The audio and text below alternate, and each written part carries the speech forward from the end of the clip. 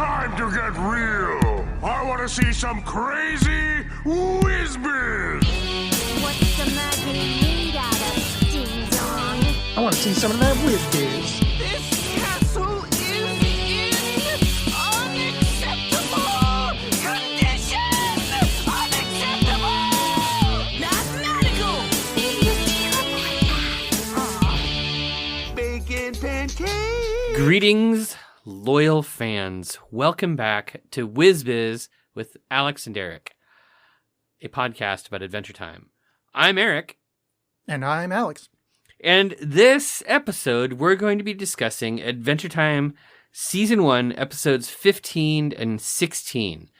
And I am just going to say, Alexx, what is life?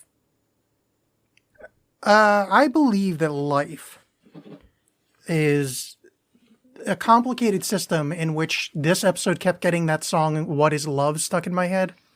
Oh, like, what is love? Yeah, baby don't hurt me. Yeah. And I feel like it's an unjust universe because of that. I didn't get that song stuck in my head once during this episode. You know, one thing that I thought about a lot during this episode, though, one thing that really, really bugged me is Neptr, who's a character, but not one of my favorites, is like more active and more like robot intelligent before BMO ever does anything. Yes. Like, what the fuck? What the fuck is up with that? This episode starts out with the bullshit version of BMO, where BMO is just a Game Boy, and he's being played by Finn. And I think my working theory is I bet you they wanted Neptr to be the BMO. Like, I think all the stuff that later became BMO, they probably had their hearts set on Neptr, and it just didn't work. But Neptr is an awful character. True. It's a stupid character. It's never been even remotely... Neptr's never been as cute as BMO. Neptr's never been as interesting as BMO. Yes. And Neptr's like half Ice King. But Neptr was more interesting than BMO in this episode. True. What I mean is, I think maybe the things they wanted, the things that eventually became BMO were informed by the failure that is Neptr. So there were three... I counted 3 video game machines in this episode. There was BMO. Yeah. There was the one in the book, where it was like the girl in love. What was it? Oh crap! I wrote it down somewhere. The young girl in love playing video games. She was playing video games. And then the third one was the Ice King's video game machine. Yeah, he's got some weird holographic, that weird. It looks like that crappy Game Boy Virtual Boy. Oh yeah, and it's what is it? There's the magic missiles. There's a magic missile reference, a D&D reference in the Ice King's video game. And none of the video game machines are all that interesting. I mean, BMO just sits there. It's sad because I miss BMO a lot because I've only been watching the episodes for this show, and being reminded of my friend BMO not being there is upsetting to me. Yeah, I've been doing the same thing. We talked about this. By the way, happy birthday again, Alexx. Oh, thank you. I know that by the time our audience listens to this, you'll already be well advanced into your new year. But Alexx had this really good birthday party. I did. I invited my close friends out to a local drinking establishment, and quite a few showed up. I mean, quite a few for me. Yeah. And we hung out and talked and had some drinks, and it was lovely. It was a really, really interesting group of people. I had a lot of really good conversations, and there were a lot of podcasters there. There was John from John and Alexx Hate Stuff. Yeah, I'm sure everybody's heard of that show. It's where this guy named John and some other dude that I can't remember. Deadweight. Yeah, Deadweight. They watch movies and review them. I was on an episode of that where we talked about the new Dune movie, and I really, really loved it. And then there was your friend from TMI Tuesdays. Yes, Steph. Who Steph has actually been on this show before as well. One of the Not this rare show. Oh, sorry, on John and Alexx Hate Stuff. Yeah. We should bring her on this show. Maybe she might have a good time talking about Adventure Time. But it was really fun. It was really fun talking to people. it's kind of fun hanging out with other indie podcasters who have, similar sized audiences, because I spend a lot of time, lurking in, professional podcasting spaces where I am merely a speck of dirt on the wall, Yeah. not even rated high enough to be a fly. And so yeah, it was really fun. It was fun. I really enjoyed your birthday party. Well, I was glad you showed up. I'm glad we all got together. It seems like no one got COVID from it, which No. is great. Yeah. Yeah. Oh, but the lament that I expressed during that birthday party, and that I think I've expressed to you since then, is I really, really miss watching Adventure Time as just sort of like a time filling thing. Like Adventure Time, each episode is like 12 to 15 minutes long, and it's perfect. If you're sitting, you're like, oh God, the bus doesn't leave for half an hour. I've got time to watch an episode of Adventure Time. Or, Yeah. oh, my friend Charlie isn't picking me up for 20 minutes. I've got time to watch an episode of Adventure Time. And I haven't done that because I don't want to screw up my HBO Max thing and lose my place. So I have to figure out a better way. I have to be able to watch Adventure Time as a coping mechanism to get through the rest of my life. Yeah, we got to find like an alternate streaming place. So Yeah. you're or get like, what you can do is, I think on HBO Max you can set another account. Oh. You should set up Erik 2, and that can be your I could Adventure call Time it, coping mechanism account. Mental Health Erik. Yeah. Or we could use the tools provided to us by our podcast hosting provider to track where we are so that I won't lose track. That's my plan. Yeah, I mean, that's one way to do it. I like the other way, where we obfuscate our identities via HBO Max sign-ins. Anyhow, I don't know if you noticed, but I brought an extra bag today. Yes. It's a giant bag of butter. Yeah, I was wondering what that was about. Well, Splunk. Oh, man, ultimate prank. butter pranked. That's got to be just not a very pleasant odor in that treehouse. Oh my after God. that prank. Nothing in that treehouse is going to smell good. One of the things that I've been noticing as season 1 goes on is Finn's voice is cracking more and more often, Oh, okay. which means Yeah. that he is going through the puberty. Yes, I've And heard tell he of this. Probably smells like ass. He's the last human, which means there's no more deodorant. There might be no more toothpaste. He probably and he lives near the Candy Kingdom. Yeah. He's eaten a lot of candy. He probably smells like everybody's smelliest uncle's worst armpit day. I'm pretty sure we see him brush his teeth, though, in multiple episodes. So that's Yeah. off the table. Okay, but armpits? Yes, pits must be rank. Yeah, especially like butter being thrown everywhere. Yeah. It's not a pleasant thing. No. But, Erik, the main question for you, though, is what is life? Oh, what is life? Does it please you to watch me struggle? Yeah. I mean, short answer. Long answer. Definitely. I'm gonna dip into a little bit of my occult lore to answer this question. Please. In the Asclepius, which is early Hermetic text from probably the 2nd century or so. Famous for having a staff. Famous for having a staff, not a staff. No, he could have had a staff. I don't know. He might have. He might have. We know he had a Tet and a Hermes and an Ammon, but maybe no Steph. He talks about how anything that can move of its own accord should be considered to be ensouled and therefore alive. Oh, I like that. Which means Neptr is alive. The minute that first lightning bolt hits him, which I really want to talk about here in a second. The minute that first lightning bolt hits him, Neptr's alive. That's interesting.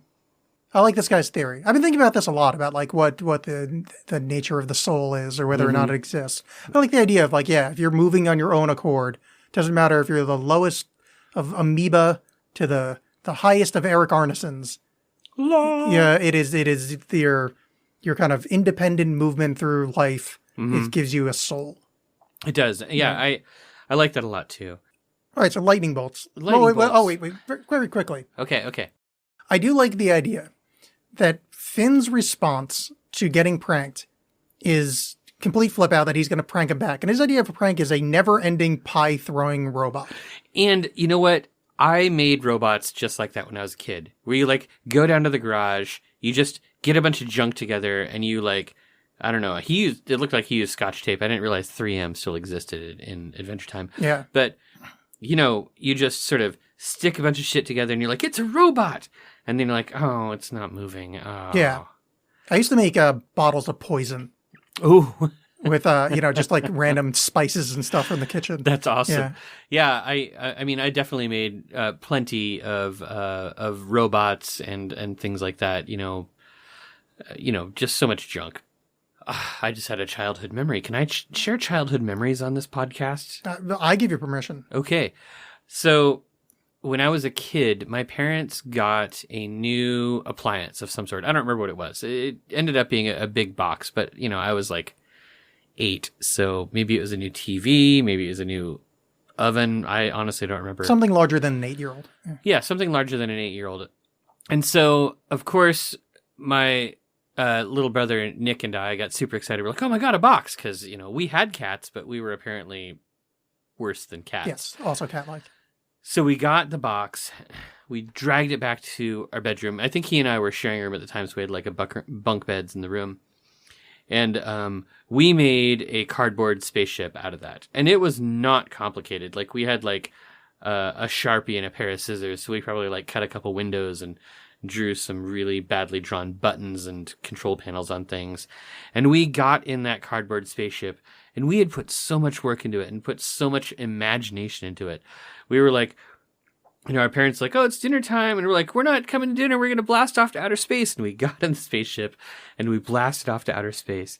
And I remember whatever the hell was up with blasting off into outer space, I made myself homesick in a cardboard box. Oh, that's awesome. And I started crying and I ran out and I was like, oh God, Mom and Dad, I missed you so much. And I had dinner. I don't remember what dinner was. It was probably like, I don't know, mac and cheese, hot dogs. Who knows? Yeah. Childhood food. Yeah. Pies. Pies. That's adorable, Eric. Thanks. Let us not be forgetful. Lightning. I interrupted you. Lightning. Okay, so there's 2 instances of lightning, three lightnings in this. So first of all, there's the weird lightning bolt that comes down out of nowhere and hits shitty Neptr and imbues him with life. Mm-hmm. Like Frankenstein's monster style brings Neptr to life. Neptr comes to life, but of course, since he was crafted by Finn, the 10-year-old boy or whatever, he's basically still just a piece of shit.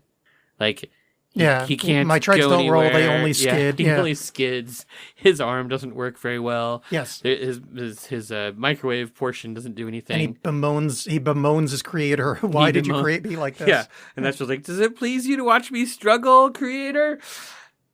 So the second lightning bolt is a lightning bolt in the bowels of the Ice King's cave, where Finn and Neptr go through their hijinks and their adventure to go down into the caverns below the Ice King's cave, and there's like some weird ass machine down there with lightning bolts that look like they came straight out of Love and Thunder. Yes. Just hanging out in this machine, and of course those all get destroyed by the Isopede, but then the third lightning bolt is that the Ice King, whom I thought, nope. Well, he's the...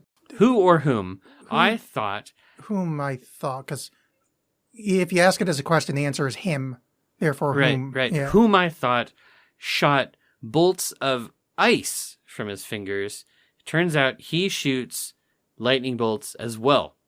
Yeah, I mean, both weather related. That seems all right. Yeah. So, but there is definitely, I think that we should be watching this in future episodes of Adventure Time. Is there a precedent set up that lightning in Adventure Time somehow confers life? Like, maybe lightning is what brought candy to life, or what brought fire to life, or what brought slime to life. Like, yeah, let's think about this. Okay. Yeah. I'm not sure that we have the answer yet. I think that's something that we got to watch for. Yes. Do you remember? I don't remember this part. I wrote the phrase "sentient ice steals wallet." It wasn't the ice; it was the balloons. The balloons steal. Okay. Yeah. I don't know why I wrote that. I did discover, I think my favorite new crime is going to be pranking and entering. Oh, yes, it's fun.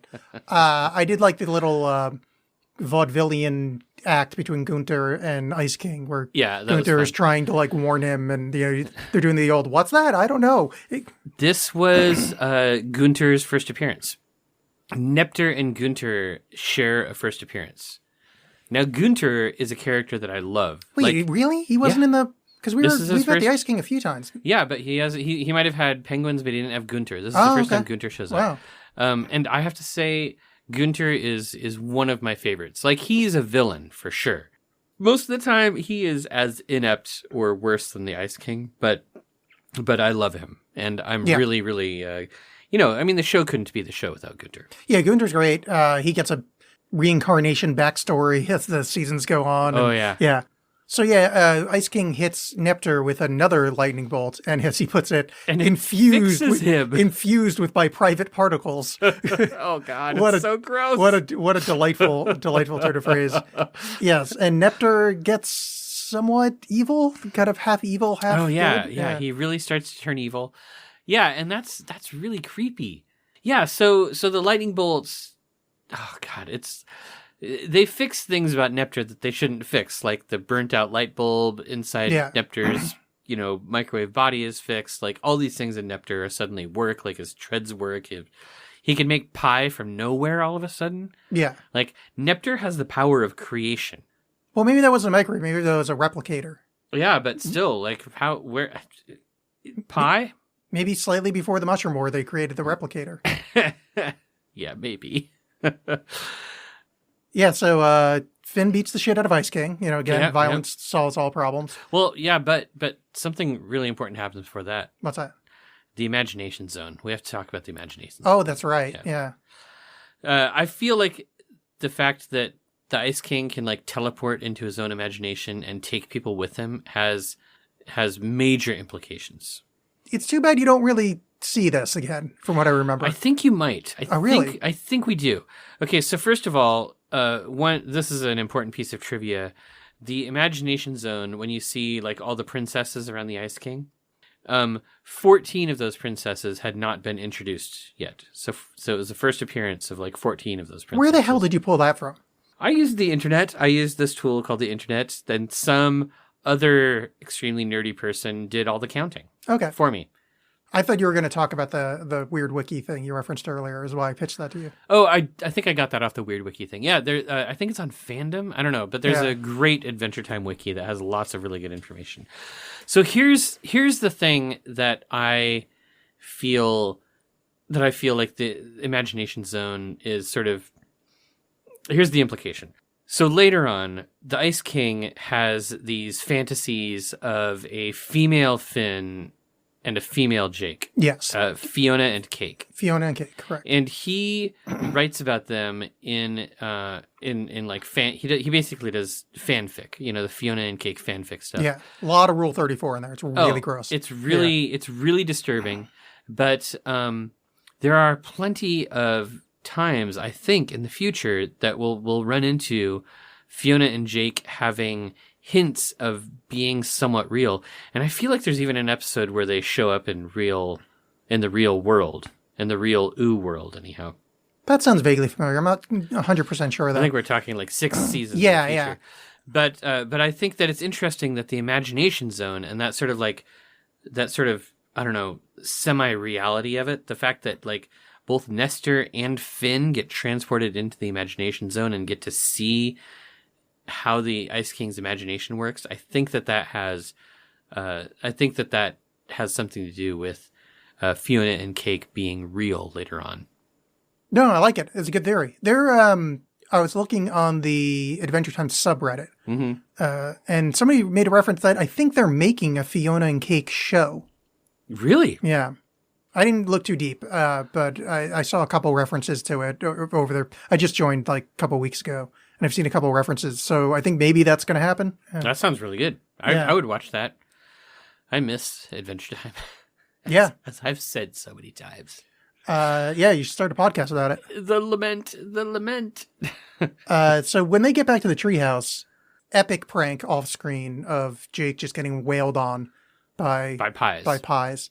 And it's a nice ending, but no, it's not quite the end. There's a little wrap-up denouement in which we go back into the Ice King's Imagination Kingdom, and it's him and Neptr there hanging out. Oh God, it's so sad. Yeah. It's the first hint I think we see of like the bitter sadness at the core of the Ice King. What too. we'll later refer to as, spoiler alert, the Simon in the Ice King. Yeah, it's totally the Simon and the Ice King.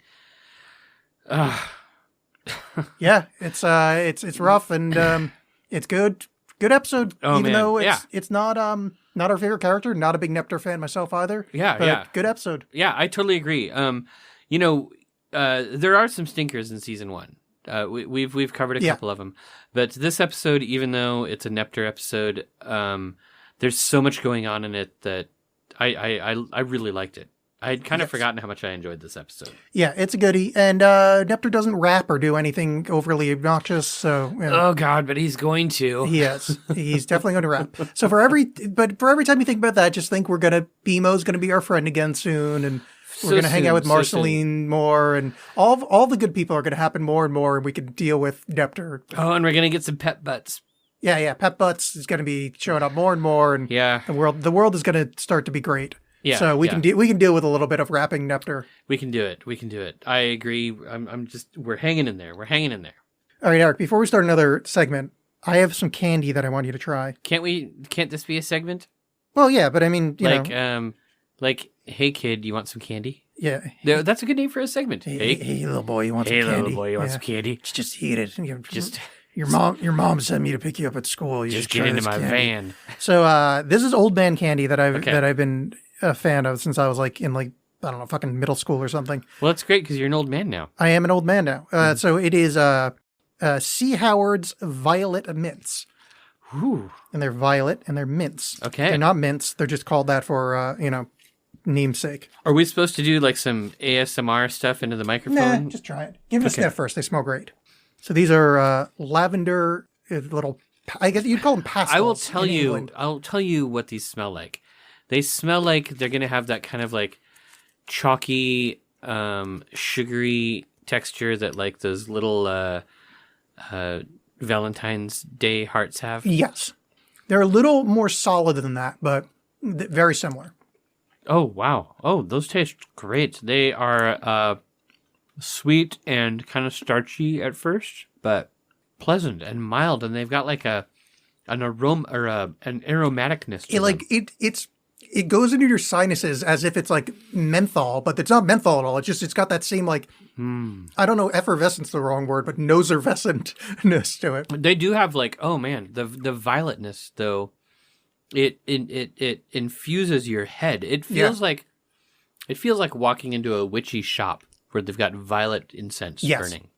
Wow, those are great. Yeah, they're delightful. I'm glad you enjoy them. Everybody, please buy from C. Howard's. I think it's C. Howard or You have to put a link to this in the show notes. There's a link in the show notes to a place. I mean, the chances of me remembering to do that are you're gonna have to send in 25 cents to Grandpa Howard somewhere in upstate New York or perhaps Maine. I think they actually are from New York. Yeah, Bell Point, New York. Good call. There you go. All right, so real segment. Okay. Wait, no, that was a segment. I feel like that's going to be a segment now. Okay. Hey, step into my van and have some candy. Hey, little boy, you want some candy? Okay, back to established segments. But with a little twist. Hey, look at this shiny rock I found. But apparently Erik here, man of words himself, has a shiny rock to offer us. I have not just one shiny rock. Or perhaps what I should say is I have a shiny rock that offers many. How do I do this? Should I use it in a sentence? Do I just tell you the word? Tell me the word, and usually I say the word, and then you try to guess it. So let's go the other way. But you can't be using your computer when I do this. I'm not. I mean, unless the word is the one that I have planned, which would be really crazy. Okay. Yeah. The word is polyorchidism. It means having more than the normal number of testicles. You just yes. Yeah. Yes. Okay. Use it in a sentence. The man with the chromosomal disorder was suffering from polyorchidism. Oh, that's such a boring sentence. So the other thing, okay, well, here's a good sentence for a related word. Did you know that Hitler was often referred to as being a mono-orchid? Yes, I have heard that. Is it true? I don't think it is. But yeah, that's the reason I know what polyorchidism is, because I know monorchidism. Oh. I mispronounced both those words, but you knew what I was saying. Well, Don't let my knowing what that word means I tried. dissuade you. I tried. I brought a shiny rock. It was a very good shiny rock. No, this was a Shaggy Dog joke. I brought the shiny rock. You looked at it and you're like, that's not so shiny. But I think it's going to be shiny for like 99% of the audience. Yeah, but it doesn't matter what that audience shows up to hear one of us be like, I don't know what that word means, and then have a conversation about what the word means. So now the rock isn't shiny anymore. In fact, there are at least 3 of them, and none of them are shiny because it's polyorchidism. That's a good point. Polydolorchidism. For me, I care about what the audience thinks, so, Well, wait, hold on. Wasn't I just saying that I also cared? No. We both care. No, you're saying you don't care because since one of us... Anyway, I'm going to give you a shiny rock. Okay. Sciography. Isn't that where you sign your checks using your sciatic nerve? That might be a secondary definition. I don't have that up right now. Oh, damn. Okay, what is it? Sciography, or skiography. It is a branch of science of the perspective dealing with the projection of shadows or delineation of an object in perspective with its gradations of light and shadow. Oh. So basically shining a light on something and making the shadows look like something else, like that's sciography, like the way the shadows bend. But there's a You're talking about like making the dog with your hand and stuff? Somewhat, yeah. There's a branch of art do that. in sciography where you have like a pile of garbage. Sometimes you'd see like in an art museum, and then you turn on the like a spotlight, and you see that on the wall projected behind it is like the figure of like a beautiful woman that can't be seen until. Okay, Yeah. I've seen that. Yes, so that is sciography. Well, that's a good one. And your suppose you shadow could have... dog was great, but there's not enough light for me to prove that it worked. But you knew, looking at it, that I was making the shadow dog. I did. Or like a shadow duck. It could be a shadow goose. No, that's like a shadow snake. That might be a shadow snake. All of these sciography. All of these sciographic images are lost on our listeners, since this is a podcast and not a YouTube channel. So, but just trust us, we're experts at casting shadows upon walls and shade upon each other. Correct. Speaking of casting shade, Ooh. I have no segue. The next episode we're going to discuss is episode 16, Ocean of Fear. Oh, I loved this one so much. When this episode first came out in season 1, I do not know if the writers of the show knew what a core episode it would be, nor do I think any viewer of the show ever suspected how much this episode had to do with the story of Finn. Yes, the enduring mystery of why he is the last human. Yes, it is really interesting. I wonder if Mr. Ward had a backstory in mind, or this was something that later, when he figured out the backstory, went, "Oh, that can tie into the fear of oceans thing." Okay, this makes me want to ask you a question about. So you recently got the boxed set of Adventure Time that has some commentary tracks. Is there commentary for this episode? No, the box set. So here, okay, there may be, but not on my box set. So here's the problem. Okay. I found reference that they said first 4 seasons had commentary on it. That some of the commentary had to get edited, so there'll be like weird like ukulele music instead of commentary, because they talked about more adult stuff than Cartoon Network felt it should be on the bullshit. DVD. This is Adventure Time. So I bought the box set, and only on the first DVD. I've only put the first 2 in, but the first DVD said it has a setting that says commentary, and there's 4 episodes, and they're not very deep. It's mostly John DiMaggio laughing a lot. But I heard no ukulele music. So I feel like there's more out there. And if anybody out there has like a mega upload link or a torrent we can download, that'd be great. Because the set I bought does not have that. And it is somewhat annoying. Well, I would love to know. I would really, really love to know if Pendleton Ward had Finn's backstory in mind this early on. Like, it just feels so much like... the whole thing about Finn being the last human is kind of a just sort of a conceit to have, a relatable character in this world full of cartoons. Yeah. But anybody who has watched all of Adventure Time knows why Finn is afraid of the ocean. It's explained in like season bazillion. So here's what I'm going to posit. Okay. And this is slightly spoilery for season 8 or whatever, but I would think that Pendleton Ward, when this episode was written, probably had in his mind that there's still a Atlantis-like colony, or not Atlantis-like, but there's still a human colony on an island somewhere. Okay. And that he probably had like, ocean would be, whatever. That's the thing that will stop Finn from ever finding the rest of the humans. Or something vaguely like that. I very much doubt the kind of complicated storyline that later came out was anywhere near as complicated. I think it's probably just really rough sketch. There's probably an island somewhere that there's still humans on. That's a really good. I think that's a really good theory, and it's very, very plausible to me. I think that makes sense. Yeah, as someone that's like written, fair amount of fiction, I feel like that's the way that a writer works. At least somebody like me and Pendleton, best buds. Oh yeah, sure. Me and Penn, we go way back. Yeah. So yeah, he's completely afraid of the ocean. And we learn that we start mid-adventure that we don't know the background of. With the fire newt. Yeah, Finn and Jake chasing down a fire newt because he stole boots, which seems to be a running theme in season 1. If you steal the boots, you get the poots. Yes. And yes, that is their punishment, is that they will go and poot on them, or as release flatus.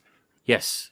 I don't like the other word for it. I'm not sure what the other word is, but I will tell you. Pass a wind. I will tell you that I have some really good trivia about this episode that you're really going to enjoy. So anyhow, the newt escapes into the water. Jake's out there farting on him and stomping on him and kicking his ass. And when Finn tries to approach the water, it's all like, visions of terror and fear, and he like can't approach it. He has no idea why. Like, Finn is a hero. He wants to be a hero. He wants to do the hero thing, and he can't get close to the ocean, and the ocean scares the shit out of him, and it's amazing. And then Luke Skywalker comes out of his belly button. Luke Skywalker. Mark Hamill plays the I thought that was Tom Kenny. feaster. I didn't realize that was... That's Mark Hamill. Oh, no shit. Yes. Oh, yeah, so like a djinn comes out of Finn's belly. Oh, a creature of smoke. Cloud of black smoke comes billowing out of Finn, and it's totally Luke Skywalker. Oh, wow. Yeah, and he's saying you're a failure, you're afraid of this, you'll never get over your fear of oceans. And the first time we see Finn really fail at something, because he's like, no, I'm gonna do it, and tries to run into the ocean and just completely fails at it. It's also the first time we see Jake fail at protecting Finn, right? Or Jake fail at knowing how to save Finn. Yes, because something really interesting happens. At least I thought this was really interesting. Jake is like, oh, the problem is your feet. And he grabs Finn's feet and he helps him out a little bit later. Helps him out a little bit to like walk towards the ocean. But then later on, when Finn actually has to go into the ocean, he realizes that it is his body and he knocks himself out to drop into the ocean. Yeah. So it is Finn versus his body. His soul is having trouble controlling the fear that is embedded in his body. Yeah. I really, really love that. There's a very funny line in this episode that I don't want to go past. Okay. And it is, Finn is freaking out. And he's like, we need to figure out what to do now. And Jake's idea is, let's start a business of being afraid of the ocean. That is such a stupid line. And that really got me. Like that, I forgot about that. It is so just absurdist. Really. Yeah. Sorry. I want to give doff my cap at you, Mr. Writer man, that you came up with that hilarious line. I think one of the interesting things we see about Jake in this episode is he doesn't really understand normal mortal fear, right? Like when we see Jake afraid so far in the show, it's like he's afraid of Marceline, the vampire queen, who's like a terrifying supernatural threat. A Virginia Woolf, which everybody is. Or he's afraid in the episode where he doesn't want to apologize to the Garden Witch. Actually, even then, he's not really afraid. He's just sort of like, I'm not doing He's this. prideful. He's Yeah. prideful. But like, even here in this episode, we don't really see him comprehending Finn's fear. Yeah. And we've made this point a few times before about how like Jake's role, especially in a lot of the early episodes, is like Finn's protector. Like he's always there to just make sure that Finn, the last human, the most mortal creature on the planet, doesn't fall into any of the myriad of dangers. Like he's always just there to protect Finn. But now when Finn is facing like psychological trauma and psychological danger, Jake's got no clue. He's like, I don't understand what the heck is wrong with you. Like, just Yeah. it's the ocean. The ocean's your friend. And his method of solving it is great, where Yeah, he ties Finn up in his bed, recreates their bedroom, and floats it on the ocean. And then this nightmare sequence of their bedroom just disintegrating around Finn.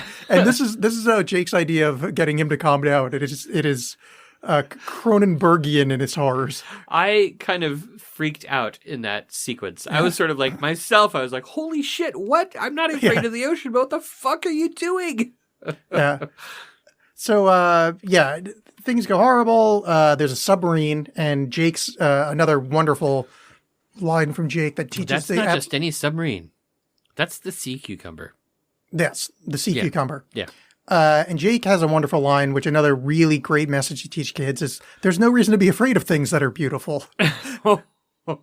Which is especially my van. Yeah, yeah, exactly. I've got a really good jawline. You want some lavender candy. Wonderful. So the submarine sinks because of Finn freaking out and yada yada. And they end up on that little island. Yes. Okay, so on that little island we see the snail. Yes, the snail's there. Yeah, very obvious. Just for a very brief, like one shot, the snail is there waving, which is super cute. There's also a tank, like a military tank. Yeah, there's a lot of stuff in this episode that references the post-apocalyptic stuff, which we brought up a number of times before. But even down on like the ocean floor, like there's abandoned buildings. Yeah, it's like, a whole there's cityscape. Sunken city. Yeah. Like it's great. Like this episode really leans into that.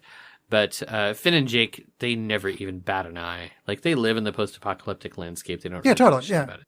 Finn, in order to overcome his fear of the ocean, seeing Jake drowning, is he smashes himself in the head with a wrench so he'll sink to the bottom with him. Because he has to overcome his body. Like that's the thing that was so like it's him at his most heroic, really. Like he's like, I have to save Jake. There's no other choice. My body won't let me do this, so I'm just tricking it. And he does. He saves Jake and it's great. And then he freaks out again. And yeah. And I don't know if there's. Well, he does overcome it at some point because by the time we're in islands, Jake. Jake and Finn are sailing. We'll get to that. Much later. Yeah, and that's like he'll be a like 17 by then, 16 or 17 by then. So a couple things about this episode. Do you want me to talk about cool trivia or cool occult stuff first? Let's go cool trivia first. Okay, first, Mark Hamill is not the only famous person in this episode. John DiMaggio from Futurama's in it. He plays Jake the dog. Yeah, no shit. Now, who else? Clancy Brown. Oh, really? Yeah, he's the narrator who talks at the beginning and the end where there are those quotes about fear. Anyhow, those quotes about fear are attributed to somebody named Pat McHale. So Pat McHale was somebody who helped sort of do show running and writing and stuff in the first season of Adventure Time. But he might be more well known for later on going on to create an incredible animated series called Over the Garden Wall. Oh, no shit. Yeah. Wow. Yeah. And I don't know if he actually said those quotes about fear. He didn't actually work on this episode, but they just used his name. Oh, that's great. Yeah. Over the Garden Wall is a delight. Yeah. Anybody who has enjoyed Adventure Time would delight in Over the Garden Wall. And it's fall. It's Halloween season. This episode's going to come out after Halloween. But if it was coming out before Halloween, Over the Garden Wall is a great Halloween show. Correct. Now, what was your occulty stuff? Okay. Unless you have more trivia. More trivia. Hold on. Let me check my notes. Did I already talk about how the Fear Feaster is Luke Skywalker? Yeah, a couple times. Yeah. Okay, anyhow, the Fear Feaster is Luke Skywalker. Wait, Did you from know Star that? Wars? Yeah. No shit. Yeah, it's Wow. crazy. Yeah. He also was the Joker in some of the animated Batman No, stuff. you're thinking of Heath Ledger. No. He was in the You're thinking live... of Jared Leto. Okay, maybe I am. You're thinking of Cesar Romano. Oh, the best Joker. Yeah. Yes. You're thinking of... Okay, shut up, boy blunder. I can't remember another one. Okay, occult stuff. So I did get this off of the Adventure Time wiki that I mentioned earlier. Okay. But I thought that it was kind of an interesting reference. Again, like a lot of times in some of these earlier episodes, it's hard to separate the occult stuff from the D&D stuff, and it's hard to really know if I think the occult stuff, the occult references are really explicit or not. Yeah. But And then also, the occult stuff informed D&D, so there's like a, recursal kind of thing happening. yeah, that's true. At the end of the episode, it's resolved by Finn farting out a magic limousine. Yeah, he basically farts out like weird thought form egregores to help him. Yeah. And out of the magic limousine are 3 wise men, or 3 kings. They sprout out of the limousine and lecture the Fear Feaster. And the 3 wise men have symbols on them or colors on them that associate with them with the 3 humors. Yellow bile being the one in the middle, and then blood and phlegm, leaving the Fear Feaster to be black. Yeah, black bile. Yeah. And all of those have planetary correspondences. Black bile is Saturn. I believe... I don't remember all the rest of them. I didn't look them all up. I got this off of the Adventure Time wiki, and I was like, oh yeah, okay, that's interesting. I'm not sure that it's explicit enough to matter or important enough to matter, but I thought it was kind of an interesting. No, it is interesting. The biles or the humors is interesting to me. Yeah. That seems like something they probably would have done on purpose. It does. I do believe that they would have done it on purpose, but again, since they only played, tangential roles in the episode, it's really difficult to know if that was significant.